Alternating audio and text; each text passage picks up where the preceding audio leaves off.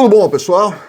Essas perguntas de hoje são super bacanas, eu recebi do Lucas, então eu vou agradecer aqui ao Lucas por ter mandado pra gente, eu vou responder aqui, possivelmente ele vai postar lá no canal dele também as respostas, porque são de inscritos dele, mas eu vou deixar aqui porque eu gostei tanto dessas perguntas que eu tenho certeza absoluta que também são dúvidas de vocês, então a gente vai trazer aqui também. Vamos lá? Vamos para a primeira. Flora Rangel pergunta o seguinte, começando aqui, Dr. Daniel, sou ator e já participei de diversas peças de teatro, apresentações de musicais em 4 países e ganhei 11 prêmios, brasileiros e internacionais. Tenho 49 anos e atuo há 30 anos nesta profissão. Dirigi mais de 50 apresentações e coordenei 3 novelas de renome aqui no Brasil. Minha esposa então é realmente ator, deve ser sobrenome dele, o Flora, o nome dele deve ser Rangel. Caberia um EB2NW para mim? Vamos lá, meu caro Rangel. Primeiro, não precisa me chamar de doutor, tá? Eu falo isso para todo mundo, eu peço isso para todo mundo que entra em contato comigo. Eu tenho 48 anos, tá? Cada vez que me chamam de senhor, de doutor, essas formalidades que eu não faço a menor questão. Se eu quisesse formalidade, eu andava de gravata, tá? Não faço questão nenhuma e eu acho que quanto menos formalidade você tiver, mais capacidade você tem de explicar para as pessoas de uma forma que ela entende, né? Quando você tem muita formalidade, exige muito, as pessoas ficam tão preocupadas com essa questão de pronomes de tratamento aí, que acaba fechando a porta e acaba muitas vezes aí, impedindo a compreensão, tá? Então aqui conversa muito leve, muito tranquila, não faço questão de senhor, doutor, vossa senhoria, não faço questão dessas coisas, certo? Então vamos lá. Primeira coisa, ator, participou de diversas peças de teatro, apresentações musicais em 4 países. Ó, bacana, já temos aqui bastante coisa que dá para saber, tá? Ganhou 11 prêmios, atuou em mais de 30 peças, dirigiu mais de 50 apresentações, coordenou 3 novelas, com certeza absoluta você tem um currículo muito bacana. Possivelmente, sim, um EB2. Por que eu falo possivelmente? Porque tem muitas coisas ali que a gente precisa analisar mais a fundo. O que a gente tem de documentação, eu já tive pessoas com que a gente conversou aqui, e na hora que nós pedimos os documentos, eles falaram, não, peraí, mas isso aqui eu fiz, mas eu não tenho como comprovar, porque a pessoa que participou, ela não sei onde ela tá, e o outro que tá não sei onde tá também, e o documento não sei onde tá, e não tem... Então, assim, se nós tivermos documentação de tudo isso aqui, nós temos sim um processo de EB2 com muitos dos requisitos, certo? Porém, nós temos aqui a questão do NW, que eu já expliquei aqui em outros vídeos, né? EB2 é uma coisa, NW é outra coisa. EB2 e NW são 2 coisas distintas, certo? Um é regulamentado pela INA, o outro é regulamentado pela DANASAR, e eles se comunicam num determinado momento de processo. Então eles são analisados de formas separadas, tá? Dentro de um mesmo processo, mas de formas separadas, são critérios diferentes, né? Então você precisa atentar aos 2. Não tem como eu dizer se você vai atender aos requisitos de interesse nacional sem entender exatamente o que você vai fazer e onde você vai fazer, tá? Mas como critérios básicos de uma análise assim bem superficial, eu acredito que sim, você tem uma qualificação excelente para fazer uma aplicação de um EB2, dependendo do seu business plan ou da sua estrutura, do que você pretende fazer dentro dos Estados Unidos, pode ser sim que caiba um National Interest Waiver, tá? Conversa com o advogado de imigração que você confie, conversa com ele, explica direitinho, explica quais são realmente os documentos que você tem aqui, qual é a sua intenção para Estados Unidos, e aí sim, com certeza, ele vai saber direcionar direitinho se é possível ou não um EB2 NIW. De repente pode ser interessante até um EB1 para você, eu não sei quais são essas premiações que você teve aqui. De repente, se você tiver uma necessidade um pouco mais urgente, conversa com ele, que eu enxergo aqui diversas possibilidades dentro desse currículo, ok? Vamos lá. Paula Limonge. Nossa, deve ser... Conheço o Limonge, que foi presidente do Tribunal de Justiça do Estado de São Paulo, Dr. Limonge. Um abraço pro senhor. Se você for parente dele, Paula, mande um abraço para ele, com certeza absoluta. É uma pessoa que eu aprendi muito, gosto muito, respeito muito, sensacional, tá? Vamos lá. A Paula diz, sou arquiteta e tenho 15 anos de experiência. Nunca trabalhei para nenhuma empresa porque optei em ter meu próprio escritório, meu próprio negócio. PJ, ela colocou entre aspas. Não tenho publicações, mas participei de algumas obras grandes aqui na minha cidade. Será que é melhor um EB2 ou um E2 pela minha cidadania espanhola? Vamos lá, Paula.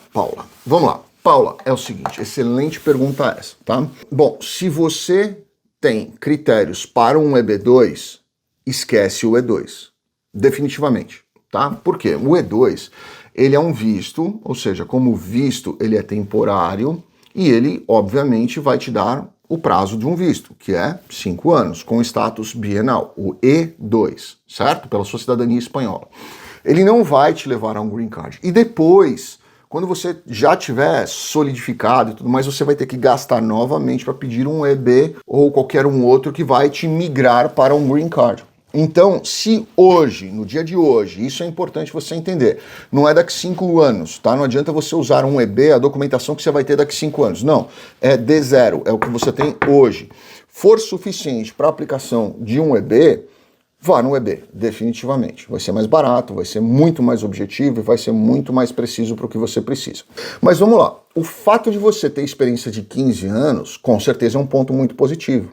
Mas o fato de você dizer que você trabalhou para si, a gente precisa ver o que você tem, né?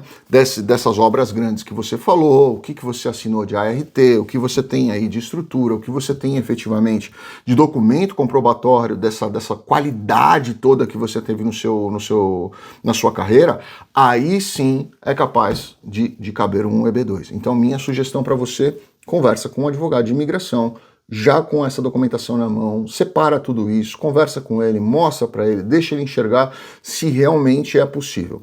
Com 15 anos de experiência e com isso que você contou aqui, possivelmente existe uma possibilidade para EB2 sim, tá?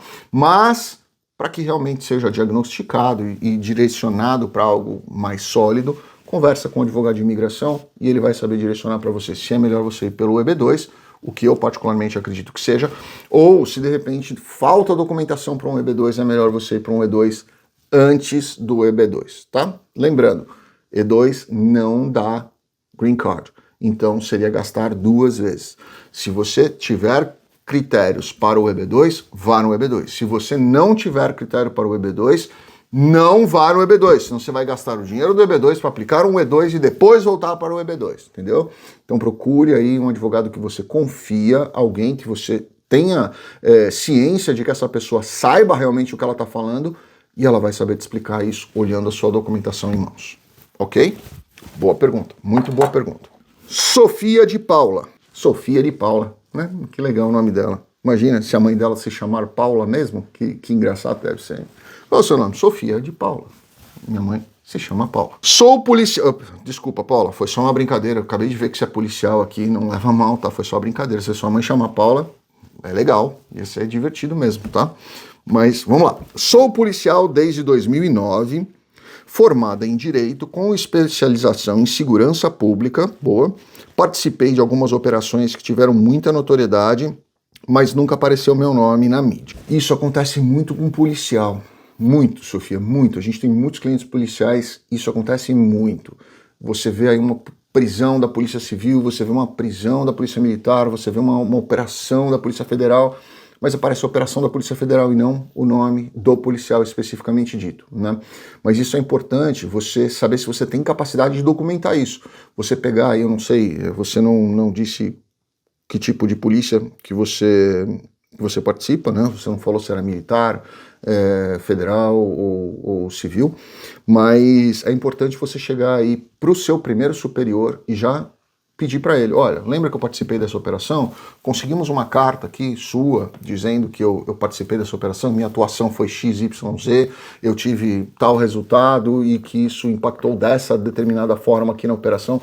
Isso é importante, tá? Isso é importante a gente ter. Se o seu nome não aparece ali na reportagem ou na notícia que for, é importante você ter essa documentação. E, obviamente, se você tiver foto ali, a gente vai botar uma seta em cima ali e falar, ó, essa aqui é a Sofia, tá? Já fiz 2 cursos nos Estados Unidos e 2 em Israel, todos na polícia. Não tenho outra cidadania, e gostaria de me mudar para os Estados Unidos para trabalhar, se possível, na polícia americana. Aí ela pergunta sobre o EB2. Vamos lá. Nós temos muitos clientes policiais com o EB2, muito bacana, tá? É um visto muito bacana para policial, mas como eu disse para você, depende muito da comprovação disso tudo, né? Não adianta você se estruturar. E muitas vezes, isso é uma coisa que eu vou falar para vocês que eu fiquei eu aprendi muito com essa questão policial. Nós tivemos muitos casos aprovados com policiais com business plan dentro da área de segurança privada e pública, tá? Os dois juntos no business plan. Mas nós tivemos um negado e eu achava que esse visto não ia ser negado de jeito nenhum, porque a pessoa tem um currículo muito legal. Por que eles negaram? Eles enxergaram que o business plan não atendia um dos requisitos de interesse nacional.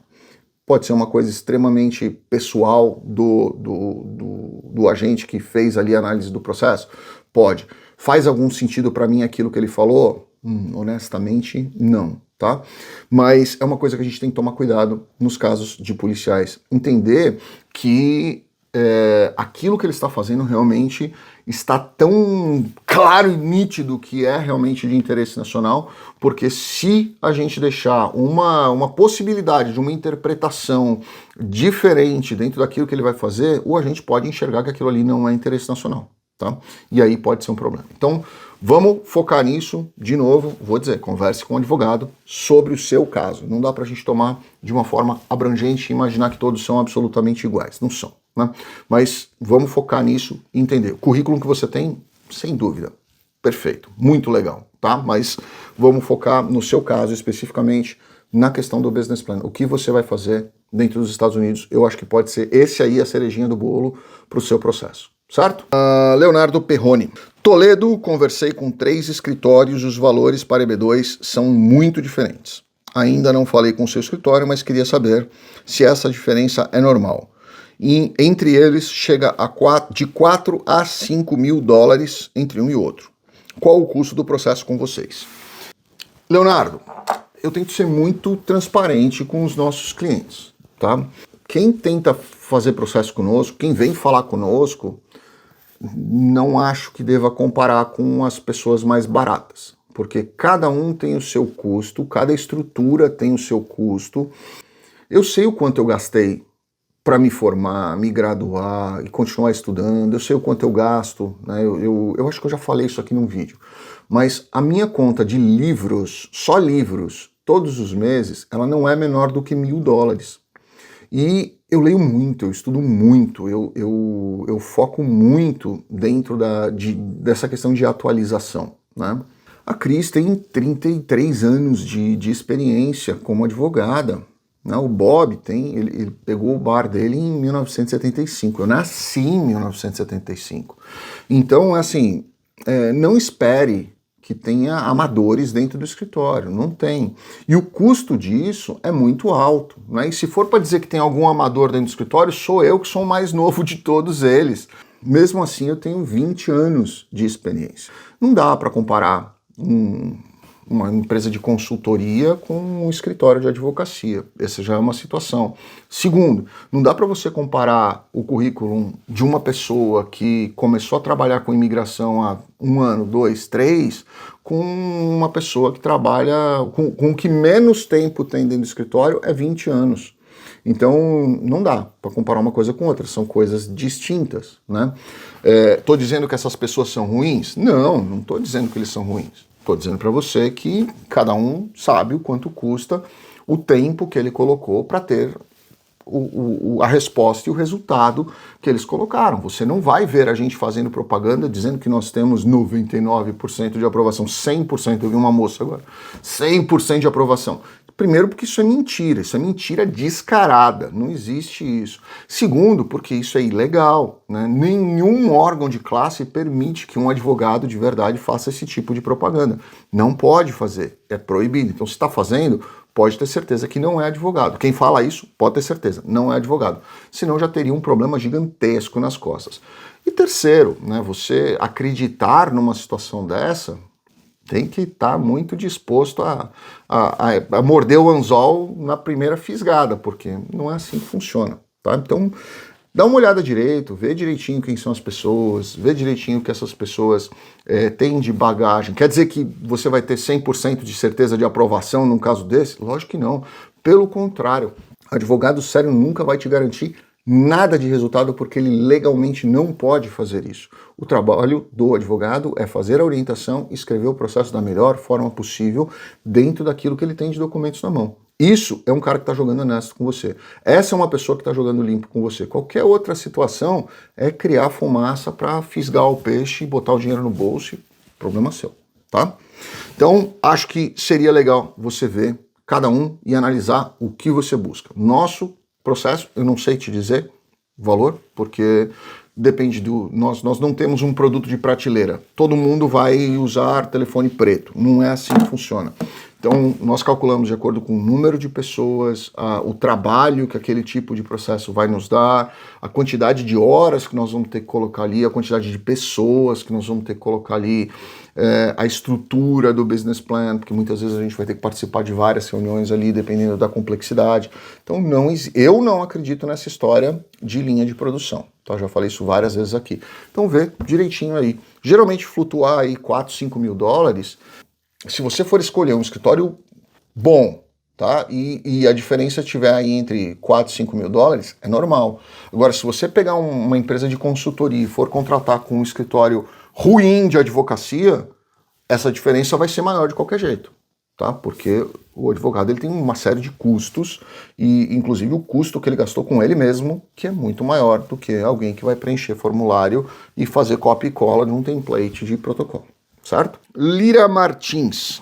Por que um EB3 é mais barato do que um EB2? Não são todos EBs? Não dão green card da mesma forma? Lira, essa pergunta pode parecer boba para algumas pessoas, mas ela não é. E é por isso que foi uma das que eu selecionei, tá? O relatório aqui que a gente recebeu, ele tinha mais ou menos umas 14 perguntas que o Lucas nos mandou.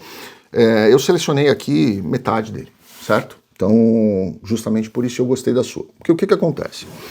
Primeiro, EB3 é mais barato que EB2. Isso é lenda, certo? Isso não é verdade. Porque é o seguinte, na hora que você coloca o custo integral de um EB2 e o custo integral de um EB3, no EB3 você vai gastar no PWD, você vai gastar nas publicações, dependendo do lugar onde você está, a publicação só a publicação, ela pode variar de 1.500 dólares a 5 mil dólares, tá? Então, assim, a variação é muito grande, não dá para você colocar no valor do custo do processo. Então, você tem o custo do processo com honorários, o PWD, as publicações, as entrevistas, se você for fazer como empresa terceirizadas de entrevistas. Nós gostamos de fazer dessa forma porque você vai ter uma terceira pessoa que está fazendo meio que uma auditoria ali nessa questão de entrevista. Tem um peso muito grande num processo no departamento de trabalho, porque não é a própria empresa, né? Então a chance de ter uma fraude ali é infinitamente menor. Então você tem esse custo, depois você tem os custos de acompanhamento e protocolo no departamento de trabalho para pegar o PERM, e depois você tem o custo com o advogado, que eu já tinha falado aqui, que é o custo do processo propriamente dito e tudo mais.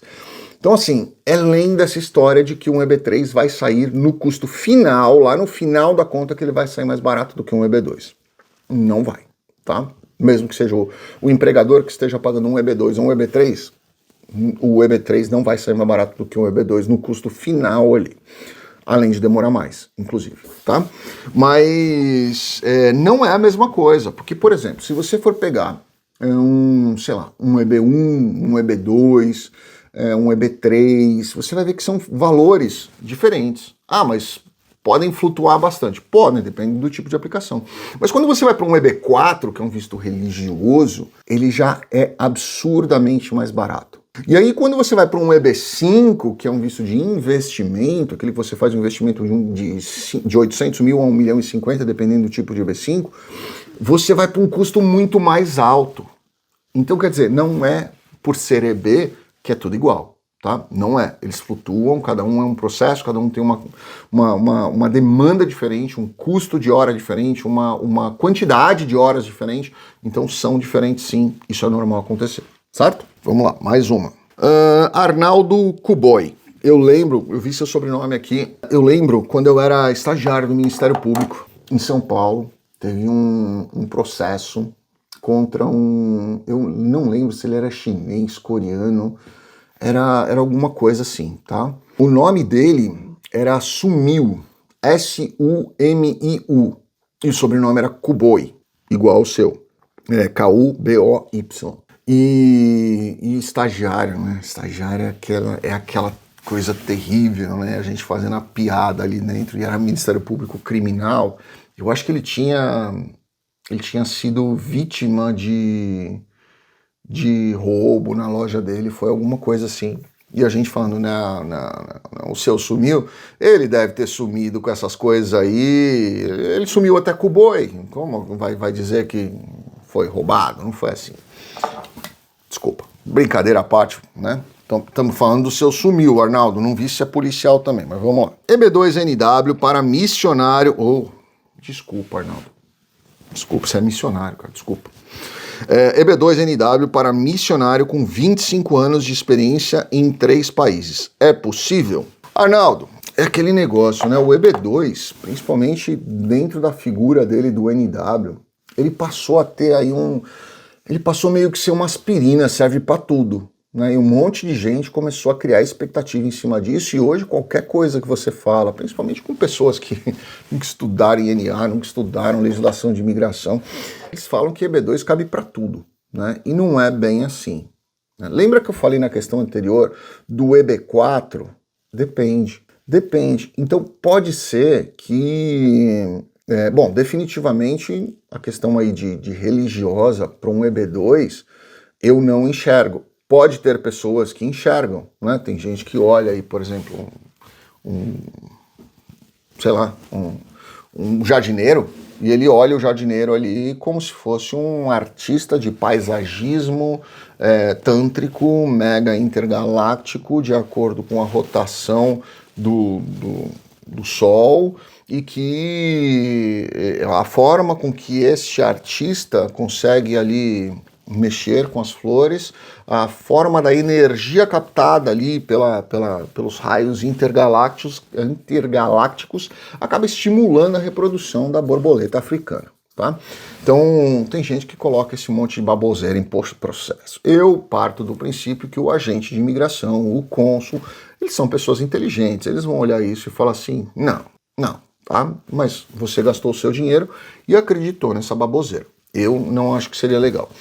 Para missionário é muito comum o visto R, certo? Que nós não trabalhamos.